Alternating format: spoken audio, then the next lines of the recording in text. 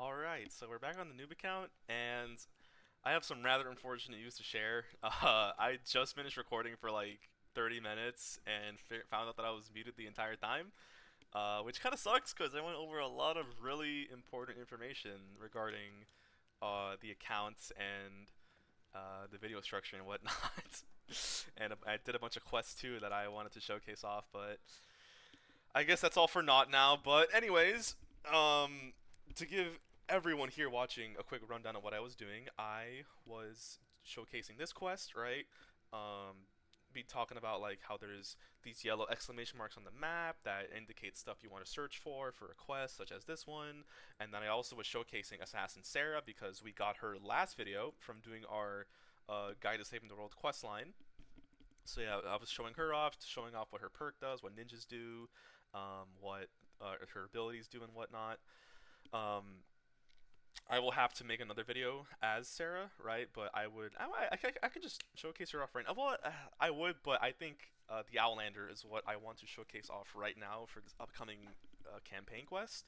So yeah, once I completed the ninja mission, then I got access to Enforcer Grizzly. And Enforcer Grizzly is an Outlander. And really quick, right, what he does, he increases the duration of Teddy by 12 seconds. What is Teddy? You're probably asking, well, Teddy is this thing over here. It's an ability that he has where it's like a deployable, it's like a little bear robot thingy that shoots at the husks, and it is a completely automatic.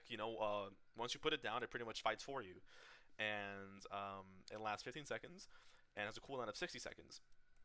But Grizzly makes it so that Teddy lasts up to 27 seconds. So with Grizzly in the lead, you're effectively doubling the duration of your Teddy, almost. Not precisely double, but it's a really good time increase for sure. You know.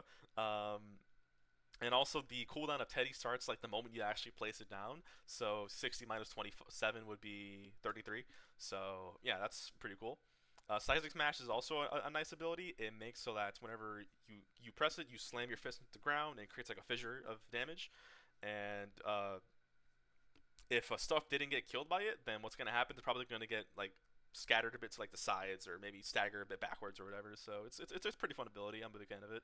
It also goes through walls that can actually like climb up certain terrain as well or drop down as well. It's a pretty fun ability actually. I might have like a whole video just on Seismic Smash at some point. And then Phase Shift here is really good for just getting around the map. It makes it so that we can just teleport and get a bit of an extra speed increase while we do so. So yeah, it's just nice. It's also on a charge system, kind of like the grenades on soldiers. It comes up to 3 charges, so you can use all 3 of them if you want to. Class perks here are also really important. Anti-material charge combined with phase shift is pretty much what defines Outlanders as like the farming class, quote unquote. Well, not even quote unquote. It pretty much is the farming class of the game. But whenever you have your pickaxe equipped and you do a heavy attack, for me on mouse and keyboard it's right click. So I don't know what that is on controller or whatever. Um, you pretty much punch forward, and everything that's in like the range of your punch gets instantly destroyed.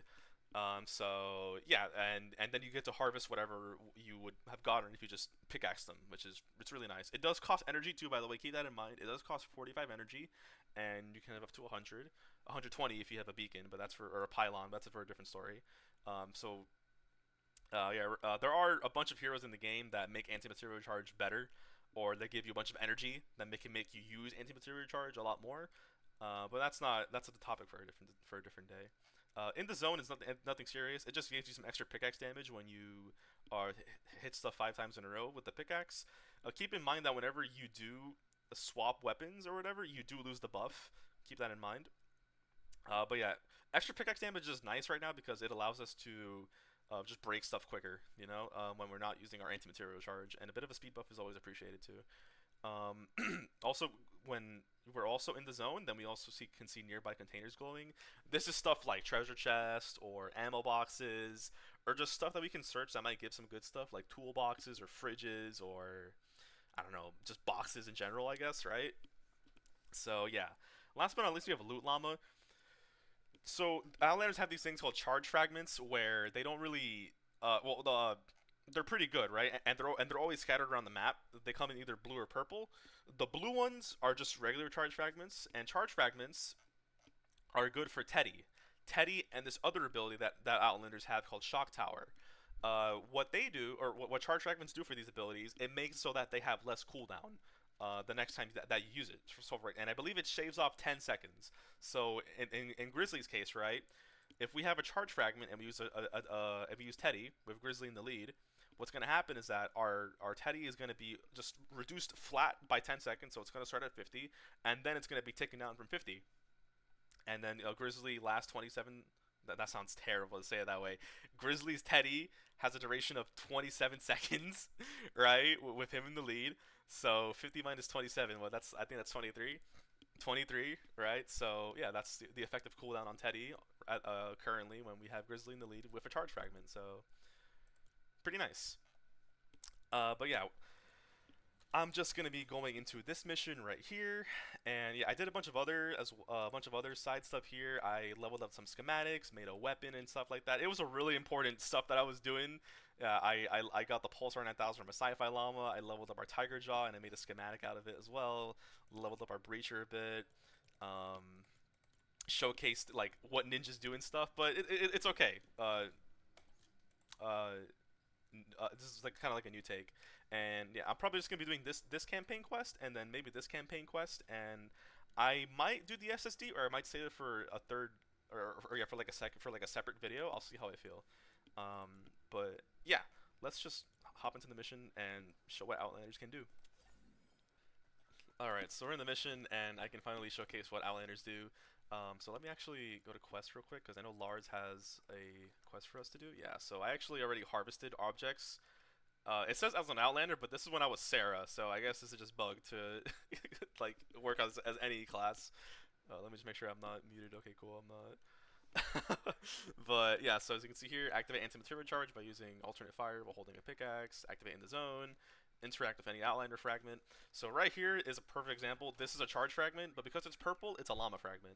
So yeah, we just collect the fragment, and here comes the llama. And as you can see here, 3,500 health. Once again, it's I don't find this to be worth it, but this is to give us progress for doing our in the zone quest as well. So might as well showcase. But yeah, it just takes a while, and no anti-material charge does not work on llamas, as you can see right there. One thing to note is that if you do have like a friend playing with you that's playing Constructor, and most importantly a Constructor that has Bull Rush, then they can actually Bull Rush into the llama to instantly break it. So yeah, that is I guess some useful information that you can make do with the llama fragments. But is this like a glowing animal, or like, oh, it is. It's a common one. That's hilarious, actually. But yeah, let's just use anti-material charge on some cars, actually, so that we can get that squared away. And yeah, we just did that. Cool. And I believe now we need to look for some charge fragments. Yeah, we do. Cool. Okay, so let's do the other phase shift activating. Another glowing animal right here, actually. We'll take care of that froggy and yeah, get some resources out of that. Really nice. Ooh, there's a cave here. So caves are actually, okay, this is actually a pretty good way to showcase Teddy as well. So Teddy, as you can see here, it's like a thing that it's like a circle that I placed down, and let me actually drop him down right here. And what he should do, he should automatically, yeah, as you see here, he's automatically shooting at these husks down here in this cave. And I don't know if you saw in the bottom right corner as well, but the cooldown did start from, I believe, 50. Maybe 45. I honestly forgot to check. I wasn't paying attention.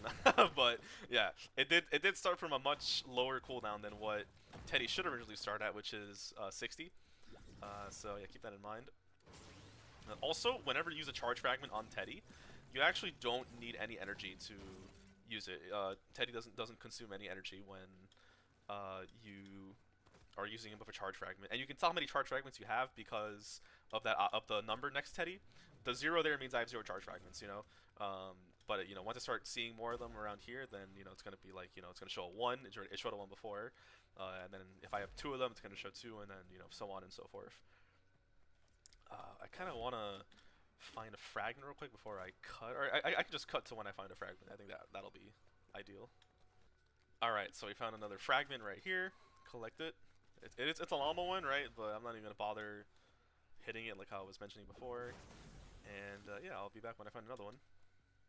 You know, actually, that's a lie. I do want to showcase in the zone here. So as you can see, there's like a blue glow, like not blue glow, but like a blue glistening glow, right? That's in this container here. And I mean, I can hear it. It's a chest. But yeah, we can just break through these things and we can harvest our chests. But yeah, so that's like a pretty cool thing about in the zone. It allows you to actually see stuff that you can't. Um, and on the topic of gathering resources, this is actually one thing I showcased in my other recording, but you know I was muted, and that is the radar towers. The radar towers are pretty useful ways of gathering materials without actually like looking out for them. Um, so as you can see here, right, this radar tower gives like this thing that has like an anvil with a hammer on top of it. This means that it gives crafting supplies. Crafting supplies can mean stuff like batteries or fibrous herbs, right? Like right here, batteries, fibrous herbs, nuts and bolts, planks, stuff like these, even petals. These stuff are called crafting materials, and that's what this stuff can give when we complete it. So all you gotta do is follow the template, the little blueprint here, and in the desired resource that it wants us to build in. So it wants us to build in brick, so we are going to build this tower in brick. It's actually funny. This is the exact same tower that, or the exact same template of the tower that I was building in my other recording. So it's kind of a bit of deja vu going on right now.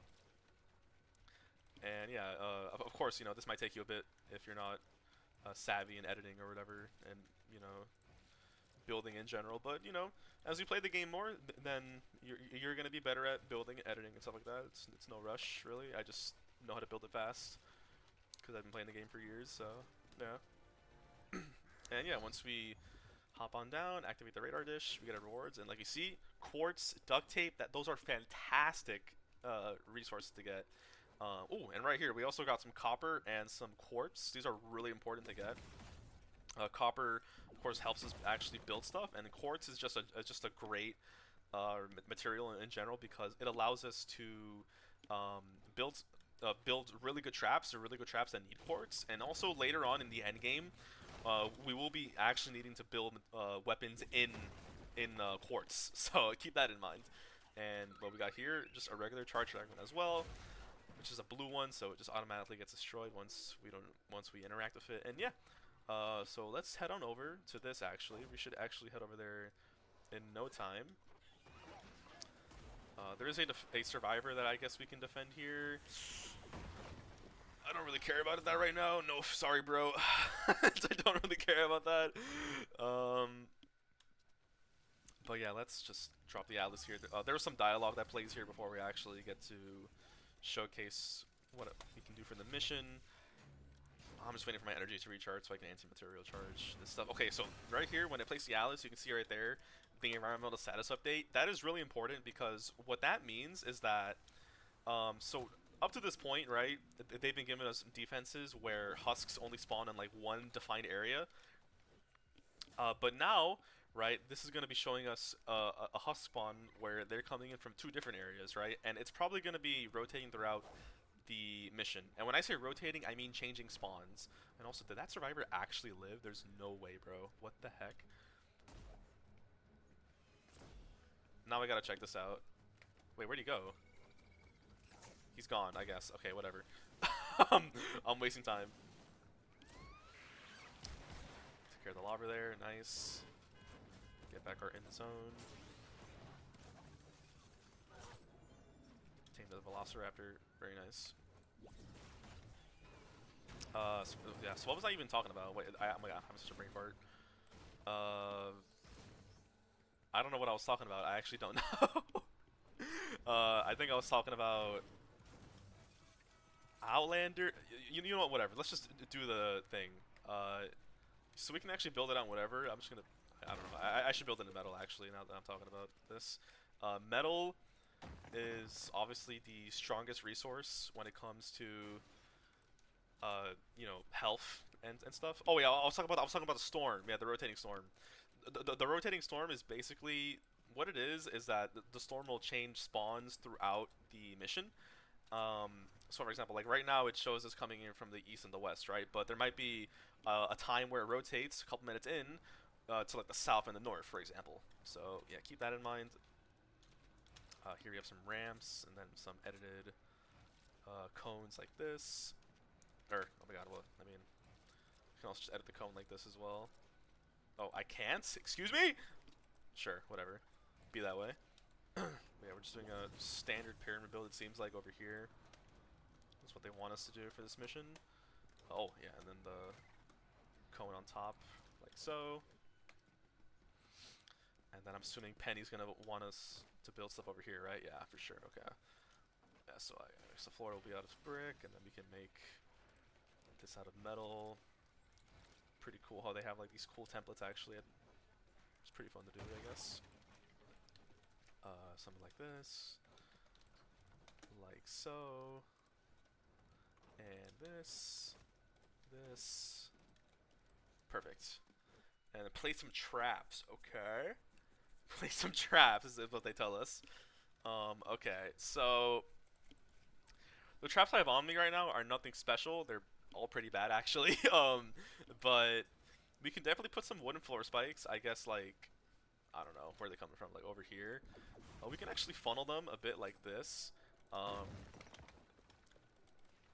Kind of like this, right? Probably so that they can go into this direction, like so. Yeah, and then we can maybe put some floor spikes here, and then we can put some ceiling zappers like right here, and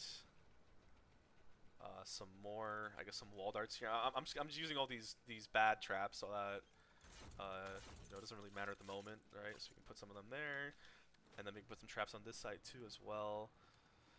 So maybe I should put some traps, some wall darts here, as I know we have one right here. I guess I can put a wall dynamo right here, and an anti-air trap can be like right here. Nice to have, and then one more trap. So I guess we can put a ceiling zapper, sure, like right here in the middle. Cool. This is terrible trapping placement by me, I'm not gonna lie. But I'm just doing the best of what is given to me right now. So yeah, so some dialogue is playing, and we should be able to take care of this mission, no issue. Let's see how long I've been recording for.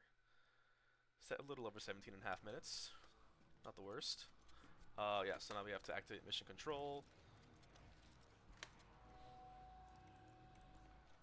And here we go. 6 minutes of defending this. So, Teddy, we can just call him down whenever we want to. Really, I actually want to see if the trap will do any damage, truthfully. Also, Seismic Smash is really cool because it actually can travel downwards or even travel upwards. So yeah, it has that pretty cool application. I'm gonna put Teddy down actually, like right here. So yeah, we have that going for us. There are a couple husks, or okay, there's like literally like 2 husks over here on this side. Kill the shielder, take care of them. We do have Shrapnel Headhunter in our support slot as well, so we are getting a bit more extra mileage out of our shotgun right now than our assault rifle. But yeah, this is just kind of like what you should be expecting out of Save the World is being attacked from multiple angles like this. It's pretty common actually. You don't really. It's rare for a mission to only have husks spawning in from one area. Really, especially the higher you get up. And yeah, I'm just making a bunch of ammo right now because we kind of need it. The Tiger Jaw, even though it is powerful, it is a weapon that can be kind of ammo costly because of, you know, just the nature of it. It's a drum shotgun, right, which are more intended to be used as like a spammy type of shotgun rather than, you know, being used for precision or dealing with big targets. So yeah. But thankfully we do have Teddy. Teddy is actually super helpful here because Teddy can help take care of a lot of the junk on that angle, whereas we can more focus our attention on this side of the defense. So really nice. Our breacher, that is level 1, is falling off just a tad bit, but it's not the worst thing in the world. Also, Seismic Smash can also go through walls like this. So yeah, that's also pretty cool. A lot of really fun applications with Seismic Smash that the game doesn't really tell you about. It's just stuff you just kind of figure out by playing the game. So yeah. Oh, there's a charge fragment right here, actually. Let's collect that so that we can have our Teddy amped up. Let's phase shift along over here. And even though we are low on energy, like I said, Teddy doesn't actually need energy when using it for charge fragment. And oh, it actually went down to 42. That is crazy. I thought it always shaved off like 10 seconds. No, that's way more. That's 18 seconds. Well, that's gnarly, actually. I love that. Okay. No, I just got corrected mid video. That's awesome. I've been playing this game for like 7 years now, and I just learned that. So yeah, that's really cool. Oh, okay, Husky. Huskies do substantially more damage to your structures as cores, as opposed to the Huskies, or to the regular Husks, right? So keep that in mind. Also, the wall darts here, in case you haven't noticed, are actually shooting up to 3 tiles far. That's just the nature of the trap. The trap is just how it's intended to work. So, oh, I pressed the wrong button there. But yeah, let's drop Teddy right here as well, just to take care of this junk. Another Husky. And take care of these guys. Reload our shotgun. We can actually call them the airstrike maybe if they're grouped up enough. I just really haven't showcased that. So yeah, we're calling it an airstrike right now. As you can see, it's just where the bombs are going to drop. So let's just call it in right here. Little delay, and yeah, everything gets nuked there. Pretty fun. Pretty fun gadget. I don't use it a whole ton, to be honest, but it is pretty fun when it gets some value, admittedly. Took care of that. Trap took care of that one. Really cool. I will talk more in depth about traps and stuff once I actually have good enough traps and resources to craft them.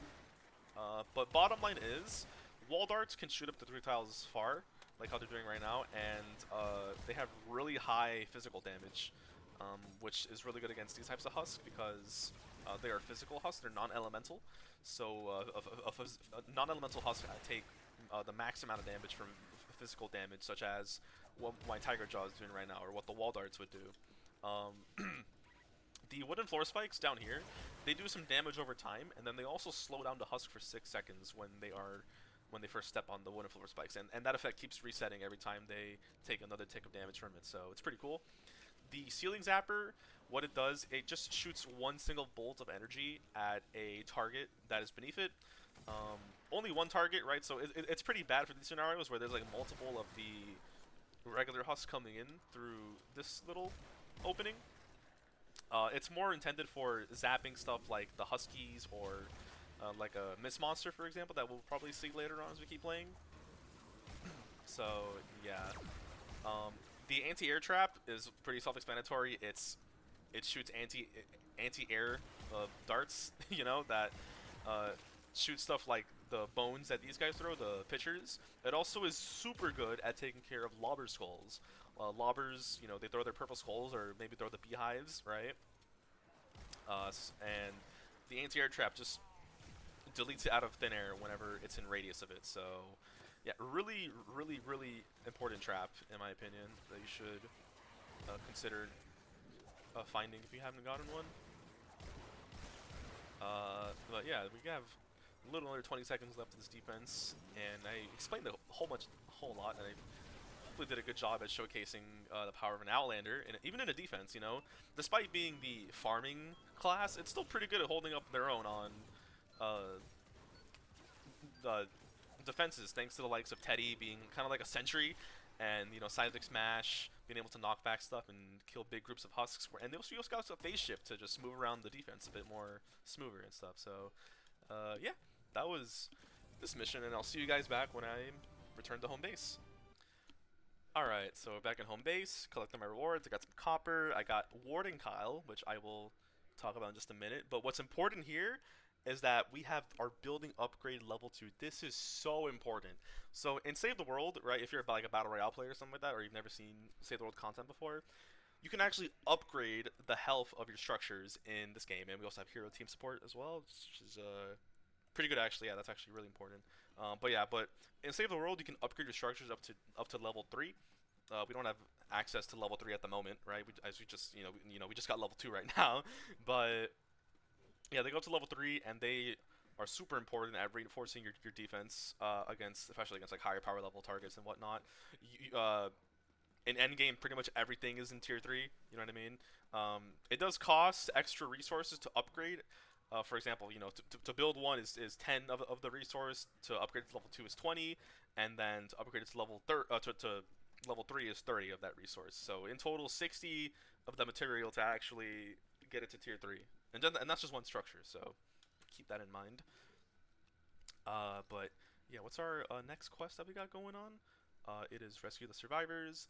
So all we gotta do is complete rescue the survivors. I don't necessarily think I have to showcase the mission. However, I will showcase ninjas as that because I was doing that in my other recording, but I was muted, so stuff happens. Um, I guess I'll talk about Warden Kyle for a brief minute since we just got him. Warden Kyle is such a good support constructor.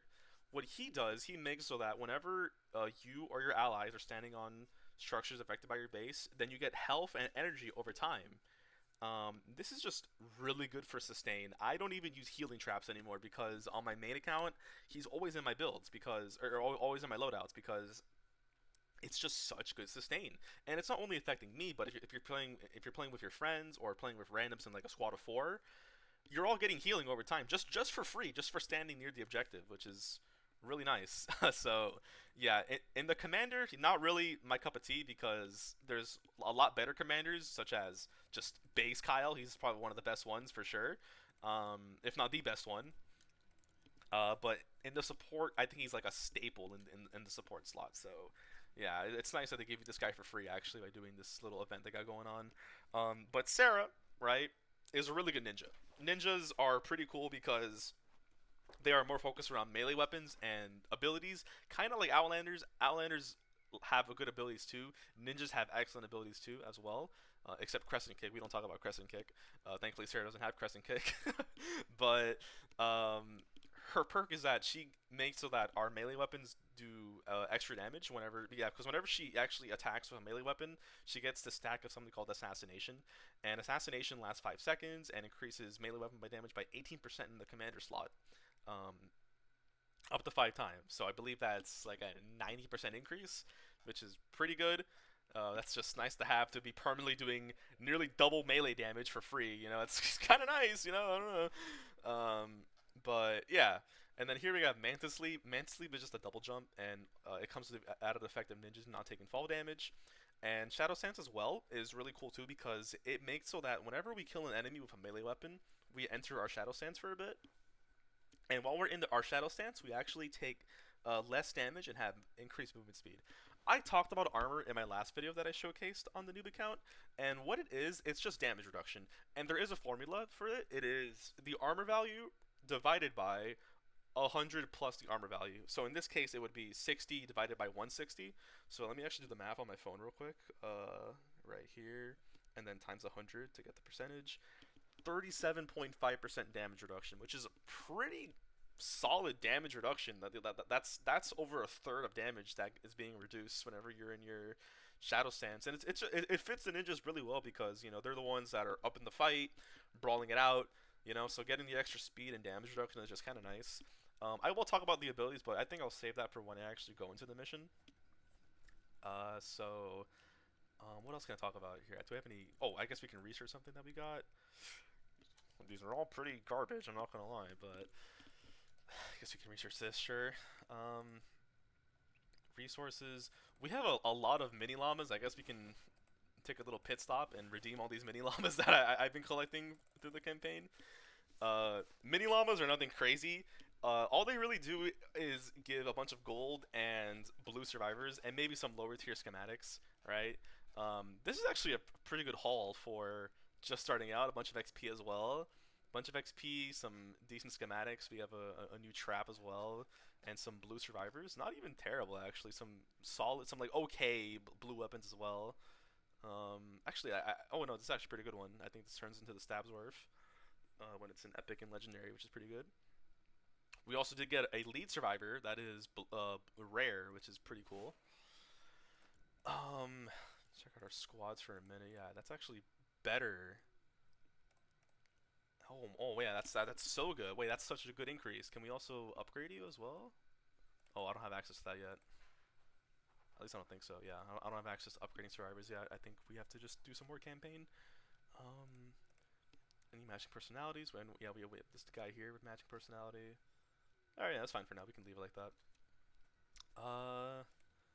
And I think that's really it before we jump into the mission. Oh yeah, I am going to be going as Sarah, so yeah, I do have my melee weapon equipped.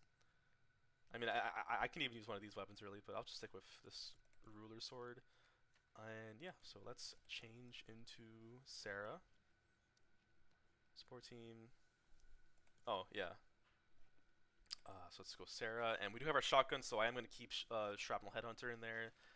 And I mean, I guess I also have my assault rifle, so I guess I will be using Ramirez in the support slot as well. But yeah, you see there, we have Assassin Sarah's commander perk there, and Headhunters and Ramirez's support perk there with our gadgets right here as well. So yeah, let's just hop into the mission, and I'll be back to showcase the power of the ninja. Alright, so we're in the mission, and uh, rescuing survivors is pretty chill. Uh, I believe I showcased this in my last video. Yeah, I'm pretty sure I did. Okay, so there's normally supposed to be guys attacking him, but I guess they're not attacking him. What? What's going on? Yeah, he's supposed to be getting attacked by a couple husks, but I guess they just decided not to show up to work today. Fair enough. Maybe over here. Nope. The pig took care of him. Oh, here we go, finally. Oh yeah, so ninjas, right, are pretty good with melee weapons, and let's see if I can activate Shadow Sands if I kill this shielder. Yeah, there we go, Shadow Sands activated. So whenever you just get one kill, then you activate Shadow Sands, which is pretty good. So, you know, it's pretty easy to just continuously be in Shadow Stance. It's pretty easy to just continuously chain being in that stance like permanently, especially if there's like a lot of husks coming in and you're just killing them. I do have a quest about ninjas. Is that a hero quest? Oh, it is. Oh, cool. Oh yeah, yeah. Oh yeah, that's right. I did get these. Yeah, we can even fully explore a zone to get AC, skirmisher edge. This ninja is bad. I'm just gonna say it. I'm just gonna say it right now. He's just kind of bad, but not the worst thing. There should be a survivor in here. But anyways, yeah, I do want to showcase more of Sarah. Oh, there's a guy in here. Okay, let's break this. I do want to showcase more power of Sarah and the ninja in general. So I'm just gonna be saving survivors until some combat happens, and I'll be back when that happens. Alright, so some combat is happening currently, and first ability I want to showcase here is Dragon Slash. Dragon Slash, you see right there, we just swoop through the entire crowd of Husk and do a bunch of area damage, which is pretty cool. Dragon Slash is definitely one of the better ninja abilities, for sure. There's even loadouts just dedicated to Dragon Slash that are insane at crowd clearing and stuff that people like to run, including myself. I'm a big fan of Dragon Slash loadouts. So yeah, that is Dragon Slash. I think I can showcase Throwing Stars here real quick too. So Throwing Stars is pretty fun. You pretty much play a game of trying to aim correctly, right, and throwing the shurikens. So yeah, so whenever I activate it, it's gonna throw like 3 shurikens, and I can like line them up like this. There we go. Takes care of them. Like that has a pretty short cooldown as well, so you're actually able to spam it pretty effectively as well. If there's any more Husk, I can show it off right now, to be honest, right? Yeah, so if I'm like looking this direction, but then I can like quickly change my aim, right, or my cursor, so I can aim in like different directions, so like, you know, so it's pretty cool. I believe they pierce. I'm not entirely sure.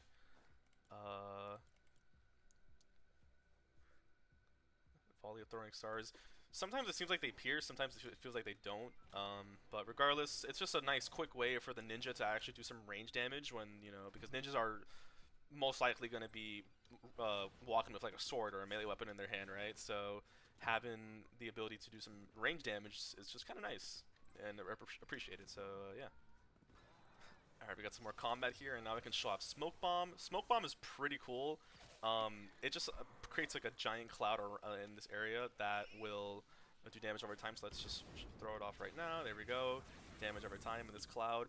And also, while Husk are in this cloud, they actually are also slowed by a good chunk, so keep that in mind as well when using Smoke Bomb. Not only is it good damage, but it's also pretty good crowd control. And yeah, we actually got some more combat here I guess I can show off. Have to defend a survivor.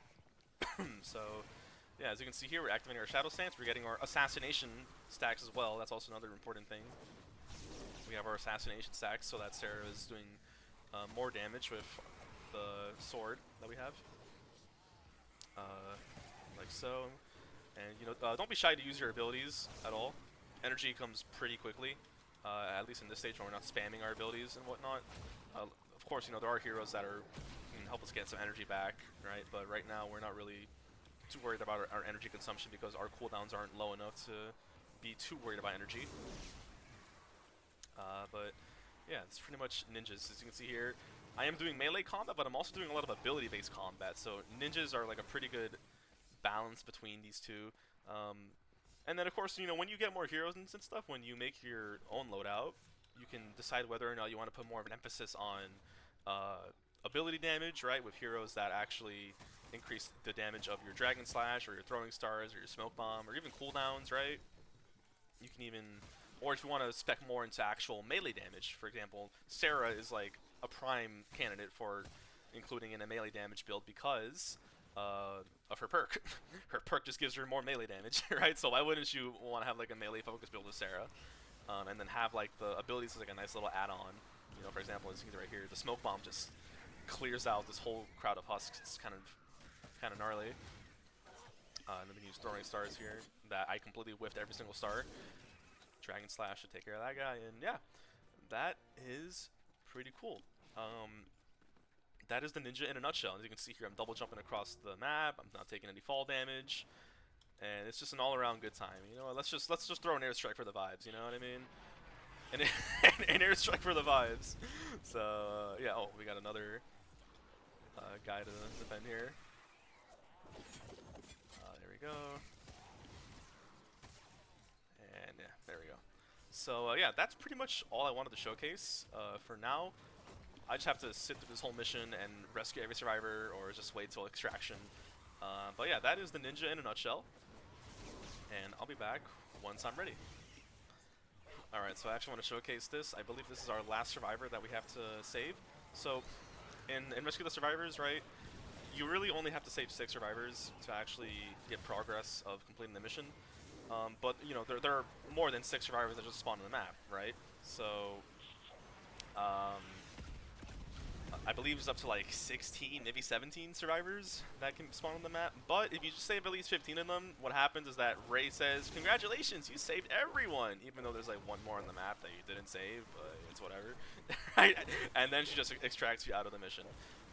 So once we finish defending this survivor, we should be able to get extracted back home. And yeah, so there we go, interactive view, and yeah, there we go. Rescue the survivors, evacuation expert. You saved everyone, even though I know it's probably like one more guy that we just left here. So yeah, pretty funny. Victory. Let's see our commander XP. What does that leave us at? Did we get 14? Very cool. Gain tech. Tech is really important. Tech allows us to do more damage with our abilities, our traps, and our gadgets, such as our airstrike that we have access to now. So yeah, that's pretty good. We're just chilling back here, waiting to go back to home base. And yeah, now we just have the Storm Shield defense to do. Let's see how long I've been recording for. 38 minutes? I think we can do the Storm Shield. I mean, my last video was like almost an hour long. It was like 55 minutes or something like that. I think, you know what? Nah, actually, I'm going to cut it here, right? I'm going to get the rewards, see if we can do anything here in the end, and I'm just going to stop the recording here, probably upload it like this, me showcasing and talking about Outlanders and Ninjas and whatnot, and some campaign progress. So, I mean, if I can load back into home base, that'd be sick. Okay, thank you. Gift box. So, gift box appears when the game just shits itself, and, this is to make sure that Epic, like, that we don't lose out on any of our rewards that we got. So yeah, these are all a bunch of rewards that we got. Bacon, a sword, yeah. Because there was also 2 other side quests that I was doing. One of them was exploring the whole zone, which I did. I explored the entire map. So that got us, I think, Shock Specialist AC, and then another, yeah, right here, and then another one where I had to kill 20 husks with melee weapons. So that's what we did. Oh, we also got a hero loadout. Oh, that is crazy good. Okay, perfect.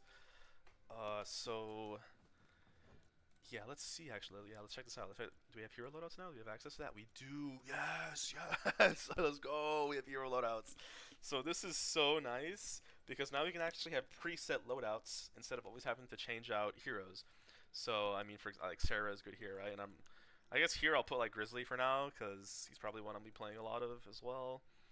Um, I guess we can have Hunter, yeah, Headhunter in there because we're using and Ramirez because we're using our assault and our shotgun weapons and gadgets here. Cool, nice, very nice, very nice, very nice. So yeah. Oh, we also have access to defenders now. So defenders are pretty interesting.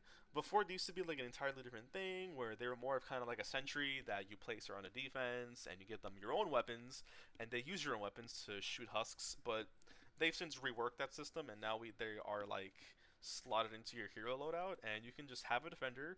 They have their own gun, and they have their own perks too, just like heroes or weapons do. So this defender here just has a bunch of extra reload speed and shield regeneration when I level them up a bit. This defender is an assault defender. She has perks that increase magazine size, health, and damage. I think we'll go with that one, unless this one has better perks. Nah, yeah, no, let's go with this one.